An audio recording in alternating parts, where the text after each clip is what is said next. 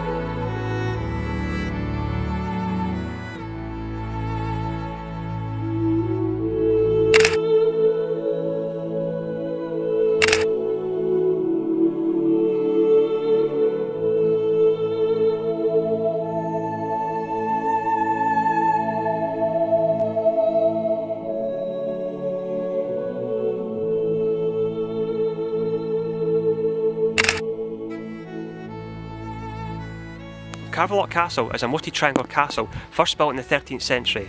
It is located on the southern coast of Scotland. Caeverlock was a stronghold for the Maxwell family between the 13th and 17th centuries when it was later abandoned. The castle itself was also besieged by the English during the Scottish Wars of Independence.